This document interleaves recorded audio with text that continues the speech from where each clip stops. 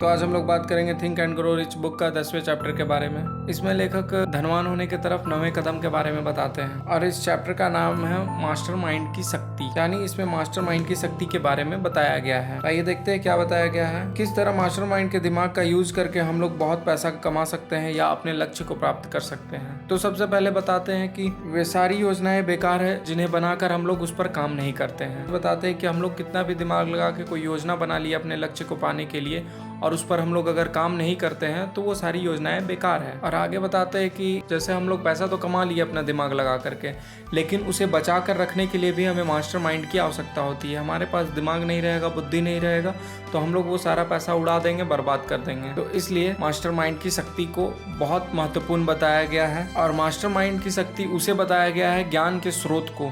जिस आदमी के पास में बहुत ज़्यादा ज्ञान है या फिर जो लोग बहुत ज्ञानी बुद्धिमानी व्यक्ति है, उन्हें मास्टरमाइंड की शक्ति उनके पास है।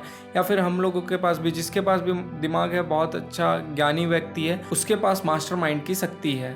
ज्ञान के स्रोत को ही मास्टरमाइंड की शक्ति कहा गया है। फिर आगे कहते हैं कि जब दो लोग आपस में डिस्कस करते हैं किसी एक उद्देश्य के लिए, किसी एक लक्ष्य के लिए, तो वहां पे मास्टरमाइंड काम करता है। जैसे दो ज्ञानी लोग हैं, एक ही लक्ष्य के लिए काम कर रहे हैं, तो वो लोग अपने काम को परफेक्ट तरीके से करेंगे। वो दोनों अपना अपना पॉइंट ऑफ व्यू बताएंगे कि कैसे इस काम को परफेक्ट तरीके से किया जा सकता है। अगर कोई एक आदमी उस पर कोई काम करने का योजना बताया और उस पर कोई नुक्स निकलता है या फिर कोई उसकी नेगेटिव साइड है, अगर वो दूसरा आदमी देख लेता है, फिर उसे सुधार करने के लिए वो बताता है, तो ऐसे करके वहां पे मास्टरमाइंड की शक्ति काम आती है। वहां पे बहुत बड़ा ज्ञान होता है और अपने काम को वो लोग बेहतर से बेहतर तरीके से करेंगे। इसलिए कहा गया है कि हमें बुद्धिमान लोगों से मिलकर रहना चाहिए और उनसे डिस्कस करके अपना काम करना चाहिए। और कहते हैं कि ऐसे लोगों से बिना मिले हम लोग कोई बहुत बड़ा लक्ष्य प्राप्त नहीं कर सकते हैं। बहुत बड़ा लक्ष्य अगर हमें प्राप्त करना है तो हमें उस फील्ड के एक्सपर्ट लोगों से, जो उस फील्ड के बहुत बड़े ज्ञानी लोग हैं, उन लोगों से मिलना ही होगा, उनसे सलाह लेनी होगी, उनसे सीखना होगा। बिना उनसे मिले हम बहुत ज्ञानी भी नहीं बन सकते, ना ही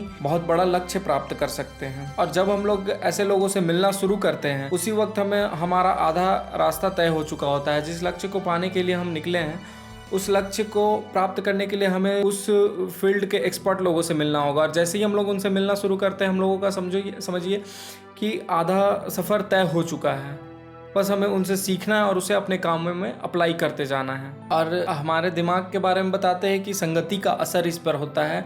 इसलिए हमें संगति के असर के लिए हमें वैसे लोगों से मिलते रहना है जो लोग उस फील्ड में एक्सपर्ट है, या फिर जो लोग भी बहुत ज्ञानी लोग हैं, उन लोगों से जब हम लोग मिलेंगे, उठना बैठना शुरू करेंगे, तो फिर हम लोगों का दिमाग भी वैसे ही काम करना शुरू कर देगा और हम लोग अपने लक्ष्य को प्राप्त करने में बहुत आगे निकलते चले जाएंगे। इसलिए कहा गया है इसमें कि हमें बुद्धिमान लोगों से अपने आप को घेर लेना चाहिए और उन लोगों के साथ उठना बैठना चाहिए, उन लोगों से बातचीत करनी चाहिए, उन्हें देखना चाहिए, सुनना चाहिए और उनसे हम लोगों को सीखना चाहिए।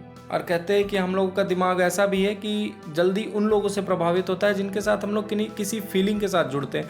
किसी भी व्यक्ति के साथ जब हम लोग किसी भी तरह की फीलिंग के साथ जुड़ते हैं, जैसे किसी के साथ तो ऐसे ही मिल लिए, ऐसे ही बात कर लिए, तो उनकी बातों से हमें कोई प्रभाव नहीं पड़ता है। लेकिन हम लोग जिसकी साथ फीलिंग के साथ जुड़ते हैं, उनके बातों का हमारे जीवन में, हमारे दिमाग पर गहरा प्रभाव पड़ता है। इसलिए कहते हैं कि एक्सपर्ट लोगों से अपने एक फीलिंग के साथ हम लोगों को मिलना चाहिए। फिर आगे पैसे को एक शर्मीली लड़की की तरह बताया गया है कि पैसा एक शर्मीली लड़की है। जैसे कोई आशिक होता है, वो किसी अपने पसंद की लड़की को पाने के लिए जितना मेहनत करता है, उसी तरह हम लोगों को पैसा कमाने के लिए, पैसे को पाने के लिए भी उतनी मेहनत करनी होती है और उसी तरह से अपने काम से, उस पैसे से प्यार करना होता है, तब जाकर वो पैसा हमें मिलता है।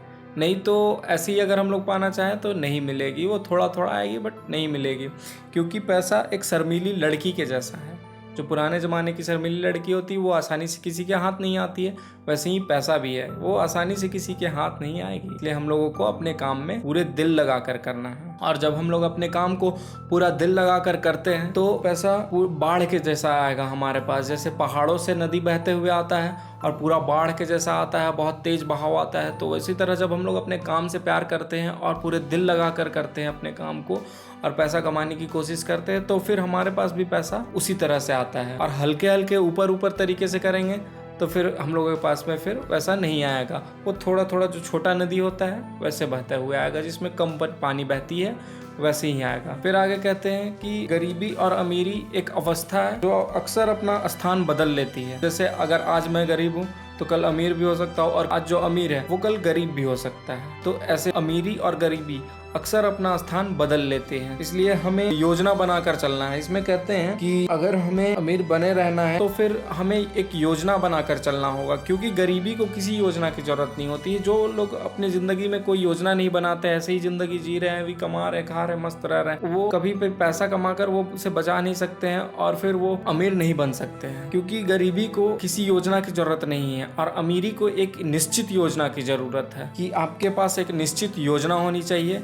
और उस पर एक इच्छा शक्ति से काम करना चाहिए, दृढ़ इच्छा शक्ति से, और वो इच्छा शक्ति इतना स्ट्रांग होना चाहिए कि उस पर आप काम करें और उस योजना को पूरा करें। ऐसा नहीं कि योजना बनाए, उस पर काम कर रहे हैं, आधा रास्ता पे छोड़ दिया, वैसा नहीं होना चाहिए। क्योंकि गरीबी बोल्ड और क्रूर है, ये आसानी से हमारे दिमाग पर हावी होती है, और अगर हम लोगों के पास कोई योजना नहीं है तो हम लोग इसके चपेट में आ जाएंगे और हमेशा जिंदगी भर के लिए गरीब रह जाएंगे। लेकिन अमीरी क्या है, वो एक शर्मीली लड़की है, शर्मीली और डरपोक है। उसे हमें पाने के लिए शिद्दत से चाहना होगा, प्यार करना होगा, तब होता है। अपने दिल में प्यार लेकर चलना होगा, तब हम लोग अमीर बन सकते हैं, और उसे प्यार से अपनी तरफ आकर्षित करना होगा। और अंत में कहते हैं कि अमीर बनने की इच्छा तो सब लोग रखते हैं, हर कोई चाहता है। दुनिया में ऐसा कोई नहीं कि नहीं चाहता है कि पैसा नहीं कमाए, उनके पास पैसा ना हो, हर कोई चाहता है, लेकिन उस तरीके से काम नहीं करता है जिसके कारण उनके पास पैसा नहीं आता है। इसलिए कहते हैं कि पैसा कमाने के लिए या अमीर बनने के लिए हमें एक निश्चित योजना बनानी होगी और उस योजना पे दृढ़ता से, एक तीव्र इच्छा से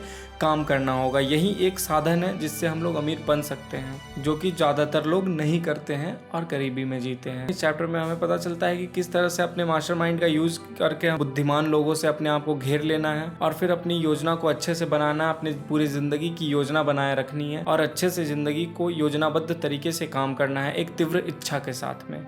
ठीक है, तो इस चैप्टर में इतना ही, तो हम लोग नेक्स्ट वीडियो में नेक्स्ट चैप्टर के बारे में बात करेंगे। तब तक के लिए धन्यवाद।